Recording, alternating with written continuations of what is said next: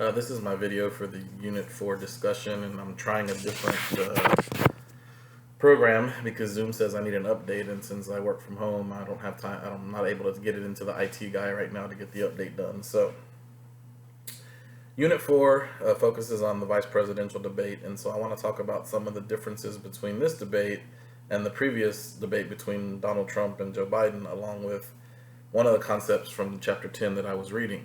So, to start off with, some of the things about this debate that were different was one of them was that even though both candidates did go at each other, it was in a much more controlled way. They did cut each other off several times, and I felt like in this case, Kamala Harris did a little bit more of it, even so much as demanding that she get extra time several times for different questions.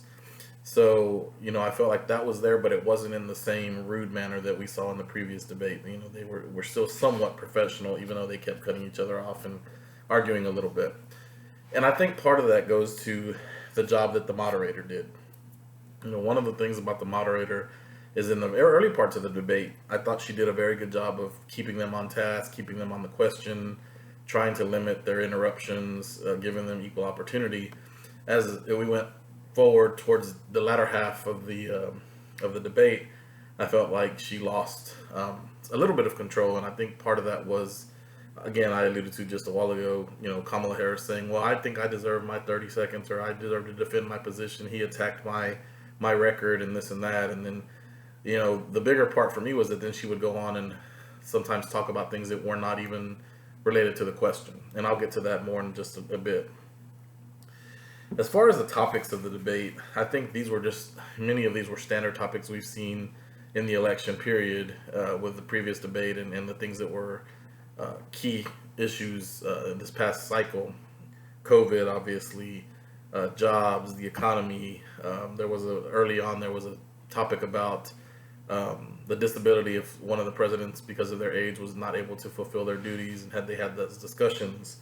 They also talked about climate change, healthcare, and things like that. And so I think generally the topics themselves were pretty much the same topics that people expected to hear.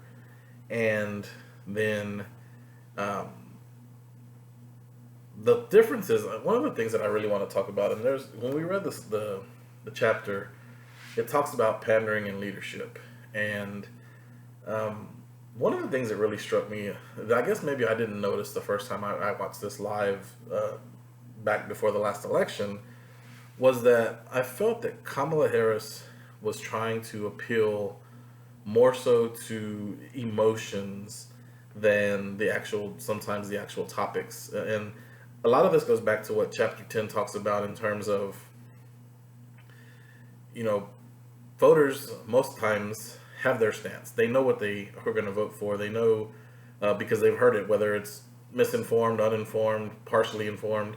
They've already heard it from their candidates before in ads and press conferences and different things.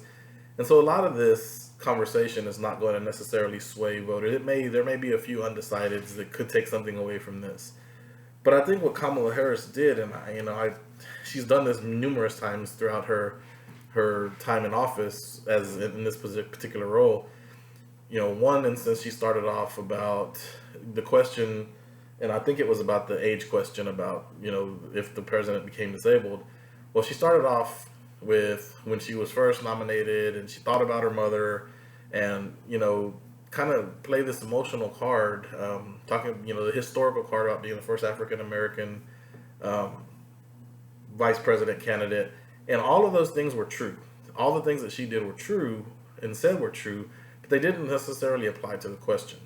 Later on in the debate, she criticized President Trump, or former President Trump, for his statements on John McCain and not being a hero. And again, some relevance to what they were talking about, but more so emotional, trying to draw on those heartstrings of people who are maybe on the border or on the fence of who to vote for, or just to basically point out that Donald Trump's a bad guy. Here's a guy that we consider a hero. He's died, and Donald Trump is criticizing him, saying he's not a hero, and so on and so forth. I thought McCain did a better job. I'm sorry. I thought Pence did a better job of sticking with answering most of the questions related, I mean, on topic. You know, he tried to talk about the things that they've done. Again, I still think that anytime he speaks during that time, he was trying to soften some of what Donald Trump had already said or the way he comes off. You know, and so he tried to point out things that were good. He tried to point out some of the difficulties they faced, and so, you know, continuing on with that. But at the same time, like I said, I felt like he stayed on topic. Now, the chapter itself, you know, they're talking about pandering versus leadership. So I thought that was some of the things that she kind of mixed those two concepts. So several times in this debate, she was like, look at my record, look what I did when I was in California. I made sure all of our patrolmen, I enacted that they all had to wear body cams at all time.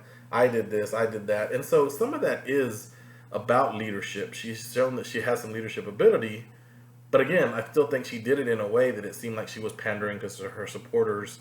Look at me, this is what I've done. Not necessarily from a leadership perspective, but more so from a I'm great kind of perspective. And I think that some of you will hear that and probably not necessarily agree with what I say there. But I really don't think that it came off as true leadership.